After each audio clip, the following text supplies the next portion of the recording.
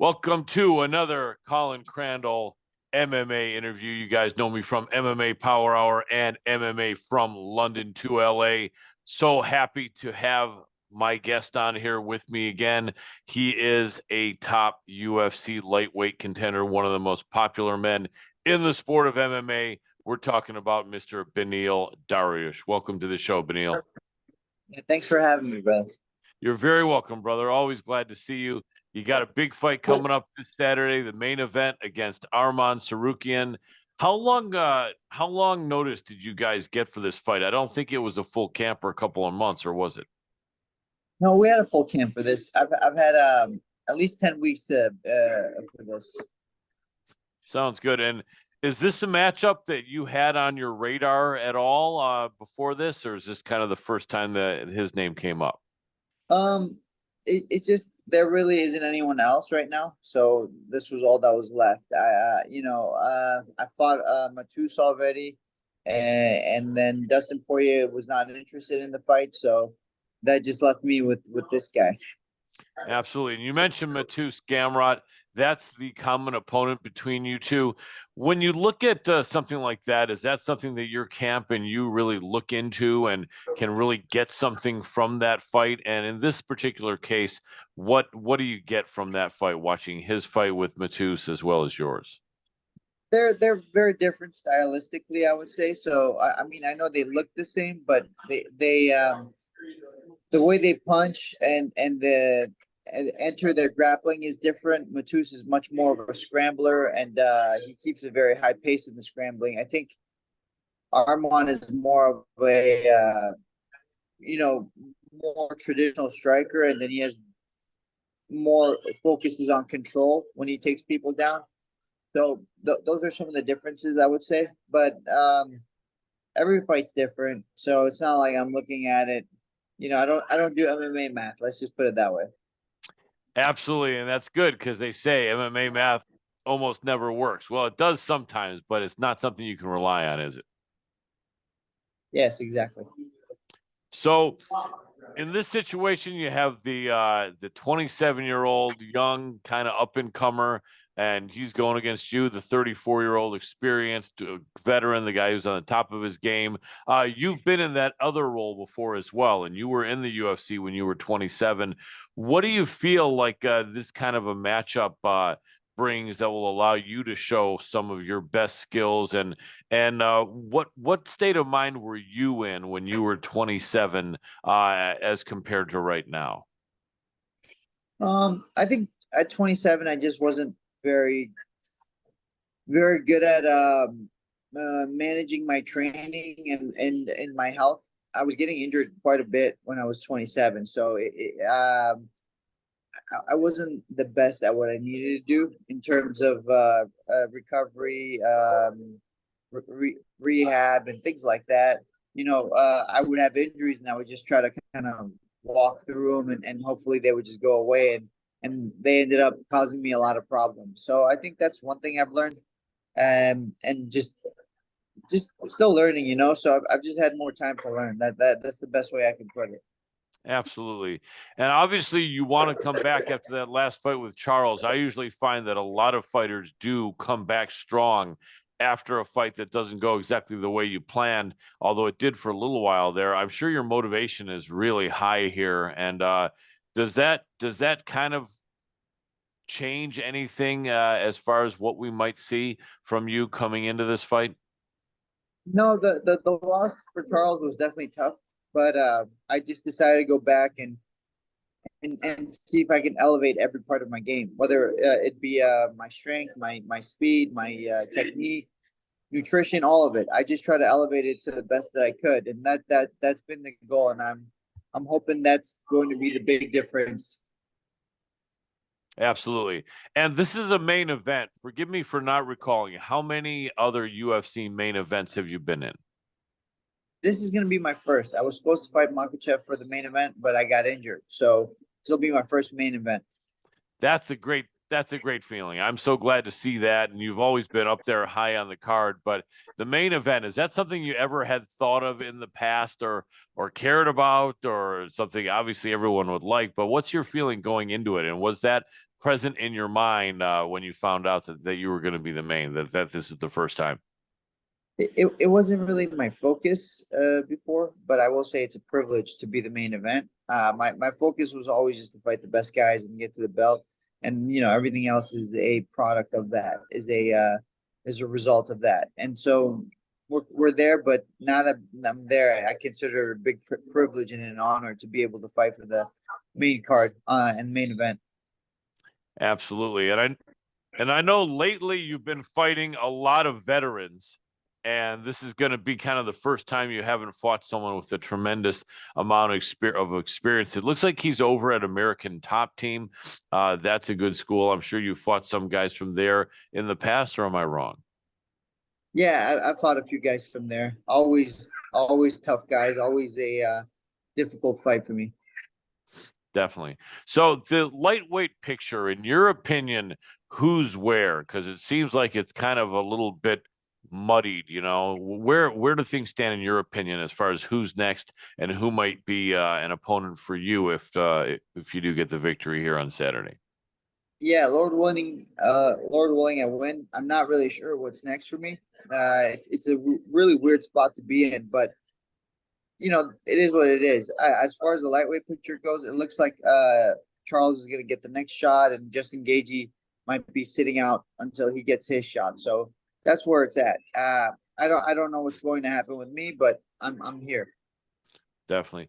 And like normal and like a usual Beneil Dariush fight, there's not any bad blood. In fact, I don't remember the last time there really was bad blood in one of your fights. You're one of the good guys in MMA and a very respectful, religious man. So I never see any sort of bad trash talk.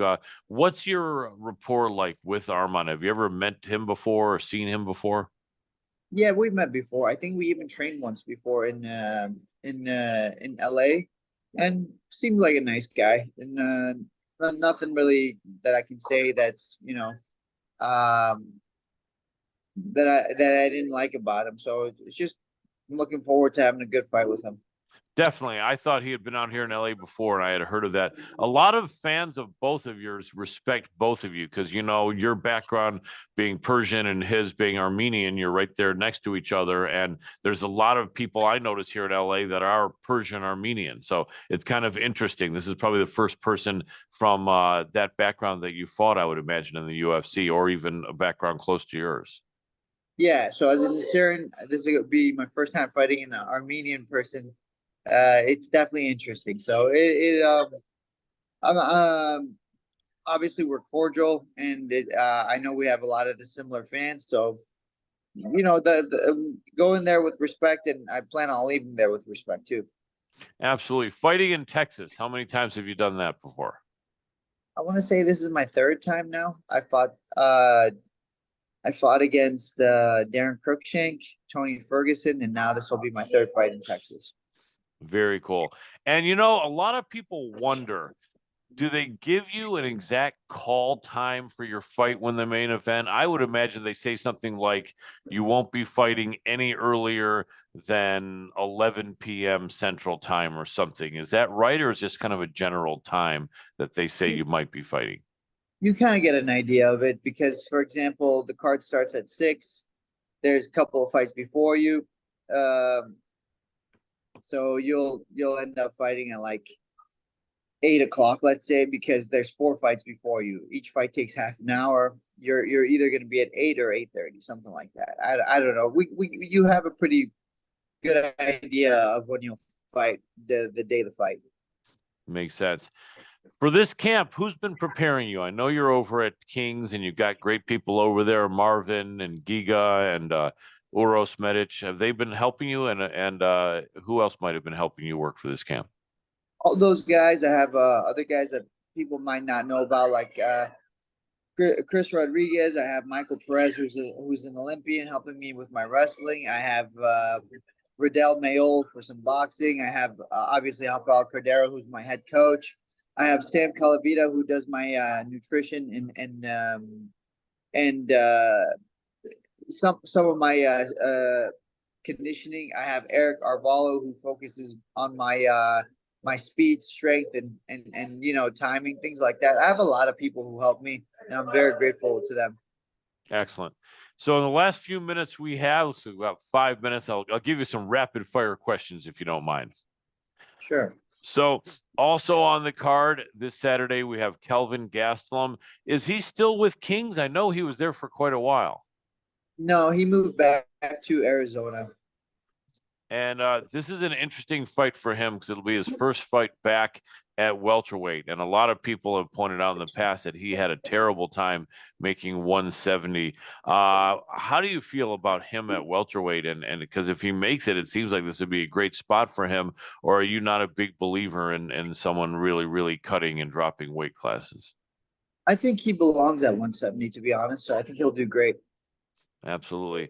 And then also on the card, we have Bobby Green and Jalen Turner. Used to be Dan Hooker, and that's the fight that a lot of people wanted to see. Dan's an amazing fighter, but Jalen Turner coming in on like 10 days notice in a situation like that, just like we saw with Alexander Volkanovski against Islam, that puts a fighter really not in a great position, it seems like. And what's the formula there that could make a short notice fight better than it normally is? Because I think people are starting to look at the fact that guys that are coming in on short notice aren't really themselves and are really at a huge disadvantage. But in this case, Jalen Turner was looks like he was kind of at a higher, somewhat at a higher level and ranked higher than Bobby Green. And but with 10 days notice, how big a factor is that? Can you come in and do really well with short notice? And what's the feeling like? And do you recall ever having done it? Short notice fights, you need to have a good weight cut. So hopefully his weight's down, and then you need to be in shape. You can't be coming off the couch. So I think if he's been training and he has a good weight cut, he'll be fine. If not, it's going to be a tough night for him. Definitely. So I know that that this is going to be a great fight and a great win for you. And next up after that, I would guess the only people ahead of you would be Islam Charles, Justin Gaethje, and in those fights, I know that you'd love to have all those fights. I know you've trained several times with Gaethje, and so would that probably be the third choice if you had to choose between he and Islam and Charles? He's definitely my last choice to fight for sure. Makes sense. And if Charles fights Islam again, do you think that fight will go similar to what it did the first time, or would be very different? What are Charles's chances, you think? I think it'll be tougher for Makhachev, but yes, I'm leaning towards Makhachev, but I think he'll have a harder time finishing Charles this time. It'll take longer, or it'll be a decision. Absolutely. And the last thing is, I know you could go 10 more years in this sport. You know, people go at to different times, right? You could be the lightweight Dan Henderson, Randy Couture, anything's possible. But do you have an idea in your mind? And I know you're not 37 or 38, you're not an older fighter like that, but just curious, you're a family man, you've been at this since a really young age. Is there any out date for you or any kind of range in mind of 4 years from now to 5 or 3 to 4, 6 to 7? No, I'm just one day the Lord's gonna tell me I'm done, and I'm gonna say, okay, I'm done. Good. So you're not going to be the guy waiting around to see how many losses you can accumulate at the end, huh?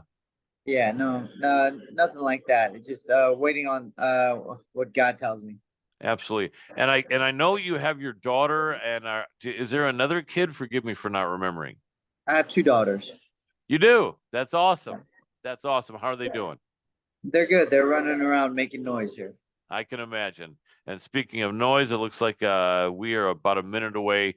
So, Beneil, I want to thank you so much for coming on here. It's always been great chatting with you. I think the first time we spoke, you were on that 1 fight win streak of your 9 fight win streak. And I'm excited to be part of you getting back on another win streak. And can't wait to see you work 5 rounds. I know you're not worried about it. I know you're going to kill it. And, what's a final thought that you can leave for your fans and people that will be watching Saturday? First of all, I appreciate you guys watching me. I never thought I would be in this kind of position. So thank you. And it's going to be a great fight Saturday. So we'll tune in. Absolutely will. I really look forward to it and appreciate you as always, my friend. Take care. You're very welcome. You too. Take care. Have a great one, Beneil. Bye-bye. Bye-bye. And that was Beneil Dariush, lightweight contender. Don't miss him this Saturday. The main event, UFC in Austin, Texas. Beneil Dariush versus Arman Tsarukyan. It's going to be a sick fight. Don't miss it. Peace.